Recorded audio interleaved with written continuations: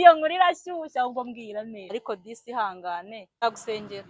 Murakoze, Imana ibahe umugisha. Ibirenge byawe niho natabariwe, amarira nazanye ntabwo ariyo natahanye.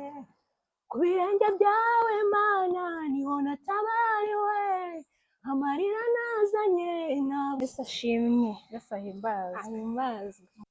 Amakuru yawe ni meza, ndashima Imana. Ntabwo twari duherukanye. Ndashima Imana. Iminsi yari ibaye myinshi. Ku cyumweru ntabwo nabashije guterana. No mu masengesho yo kuwa gatatu sinaje, ariko ni amahoro. Ni amahoro, ni ukuri turashima Imana. Ndakubona urasa neza, amavuta y'Imana kuriho. Amena. Nabashije kuza kuyobora korali, ariko nari nabibwiye perezida. Oya nta kibazo, amateraniro yagenze neza. Byari byiza cyane ku cyumweru. Mwarafashijwe. Twarafashijwe cyane cyane. Imana ishimwe cyane. Imana ihabwe icyubahiro. Rero umukozi w'Imana nk'uko ubona nihuta. Yego. Ni ukuri mu kanya ngiye kujya muri interview y'akazi. Amen. Ndagira ngo nsengere. Amen, amen.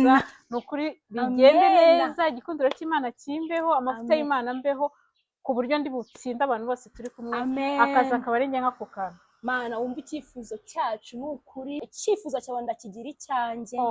Imana igomba. Kandi mu buzima busanzwe kwizera kurarema. Twebwe ntabwo ari twebwe dukora imirimo, ni Imana ibikora. Rero njyewe impamba naguha ni uko wajya wibuka no gutanga icya 10 mu byo ufite, mu byo utunze.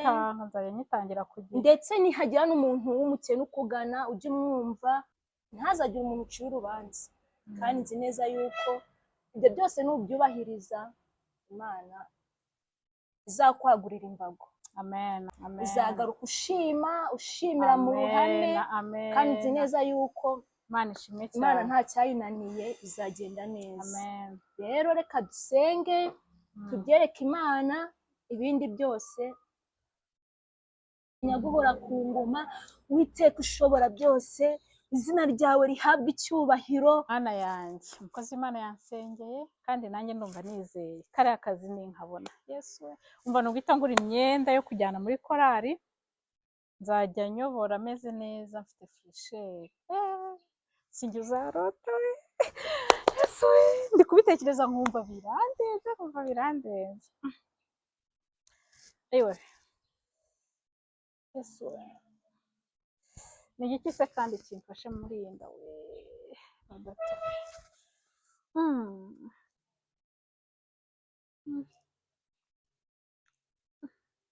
Numva kano kaneke numva nkashaka cyane we.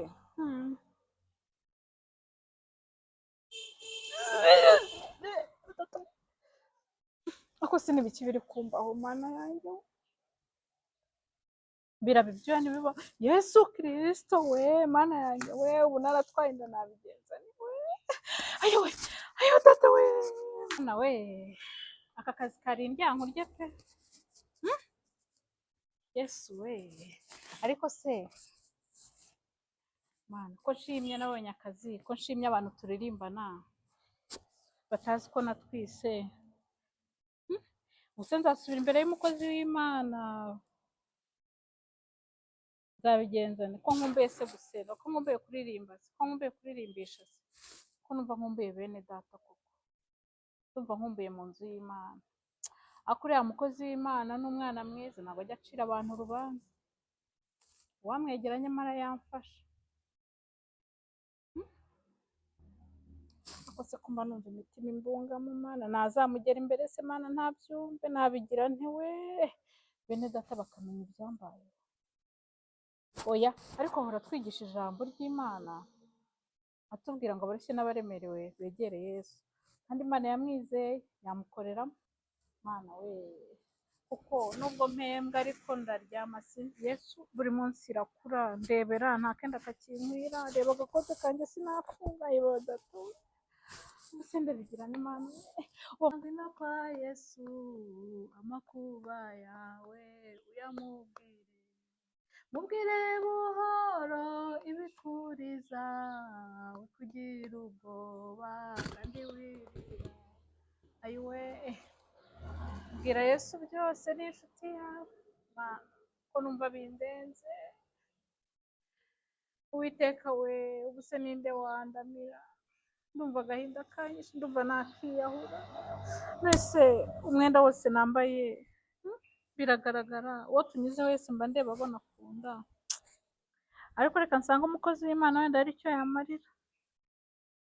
Imana imurimo ihindura amateka, ngende ndebe. Ariko se ubu noneho yewe kwigaragaraza, aka gakanzu nambaye ni ukuri nta muntu wamenya ko ntwite, nawe yaba areba koko, nta wabibona pe, mu nda zeru. Ayiwe ase ubu ndatunguka ku rusengero, ubu ndabigenza ako reka njyeyo. ko mbona warabyibushye ngaho amatama n'akazi bimeze biti? Merci, meze neza. Cyangwa uratwite? Ni ubuhoro? Ni ubuhoro pastor, ni ubuhoro ni ukuri. Oya urakubeshya, ntabwo ari ubuhoro ndi kubona. Se ko nawe wari usanzwe uza wambaye utuntu tugufashe, ko mbona inda itangiye kuba nini? Wabaye iki? Oya mbwira, wabaye iki? Pastor ni ukuri agahinda karanyishe, ubu ndumva ngiye no kwiyahura. Nyine wabaye iki? Ndumva mfite agahinda. Wabaye iki? Urabona umuntu nyine wari warandangiye akazi, yambwiye kugira ngo nkabone ngo birasaba ko muha avance, ngo ngomba ngo kugira ibyo muha. Jesus, ngomba kugira ibyo muha ngo kugira ngo amakazi. Mana we, ni ukuri ntabwo nizeye Yesu, niyo mpamvu nari musanze. none Nsaba Imana imbabazi. ibyo nari nkubwiye ni ukuri? Ibyo nari nkubwiye ni ukuri sisi? Pastor ni ukuri nsabira Imana imbabazi, namwe kandi mumbabarire. Njye pasiteri?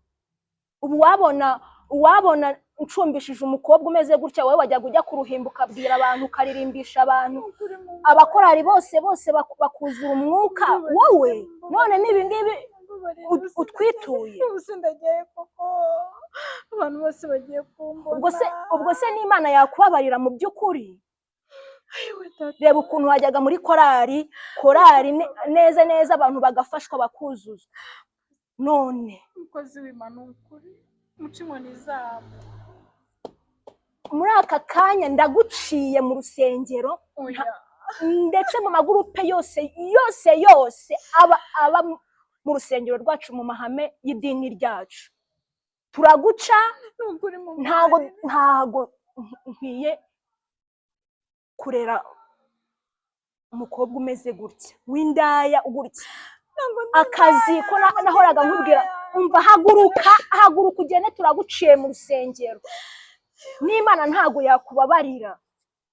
Jesus, perezida wa korari, oya ibi bintu ntago nabyihererana na reka nze mpamagare diyakoni. Umukorari naye nizeye wajyaga ku ruhimbi abantu bagafashwa bakuzura umwuka, n'uriya wadukora biriya, kanze muhamagare.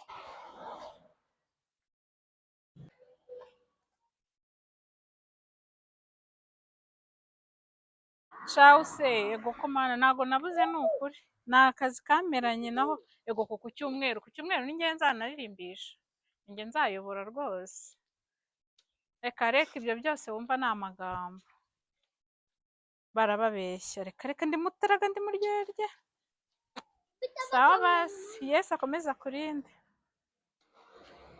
Ako sawa, baba banshaka wiki Imana, bagira umunwa. Izuba nanjye ryanyiciye, iri zuba se umunaniro ni wose. Ibibazo rwose biragwira Imana, ubuse nacumuye iki koko?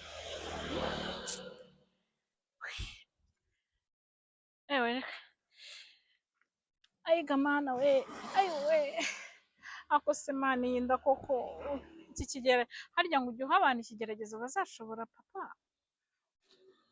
Igihe iki ngiki ndumva cy'isumba, mbega izuba. Ariko aka gatako wakomeza ko kajya kamisha n'abantu ntibambone. Nyamara nta muntu wambona, ni nkomeje najya mbabona mwihisha. Ngaho uyu sisira sisi, biteze Yesu ashimwe. Yesu nahimbaza nikoze ko wicaye aha Yewe nari ndi kota akazuba nako Ro- nari nkugamye da. ariko rero namenye amakuru Amakuru? uratwite inkuru ahantu hose zaragenze zaruzuye Ibyo se ngura ubikura twite. he? Umuririmbyi nkawe se atwara indara Ako se mubura kuririmba mubura gusenga mukaba ari ngewe mutarama iyo nkuru irashyushya ahubwo mbwira neza ku rusengero. Ibyo se byavuye he? umva wagiye kuririra pasiteri abibwira diyakoni arabitubwira rero Yesu we, ariko mana yanjye ubu koko mwagiye mubatizwa mukabatizwa n'umunwa? iyo nkuru rero irashyushye niyo igezweho ahubwo umva nkubwire genda usanga uwayiguteye utuvire he mu rusengero Yego ko mana yanjye cyakora ndumiwe. Yesu ajya bagenderera cyakora umunwa wanyu warabananiye. si ubwo koko waratinyutse urabikora Ibiki ariko ari wowe muririmbyi twari dufite ubwo se ubundi wowe wambaye ute? njyewe nambaye nese gukizwa n'imyambarire hari ubwo nasambanye se nkawe do nambaye nk'umukirisitu ariko disi ihangane Yesu azagufasha ubyare neza sibyo tuzagusengera ahubwo se ugira ngo sinari ngiye no muri korari kurepeta dufite igiterane ejo bundi reka ngende rero hatagira umuyobozi mbona nawe nanjye bakanca ntabwo ngendana n'indaya Yego mana cyakora mva mujye mukizwa itonde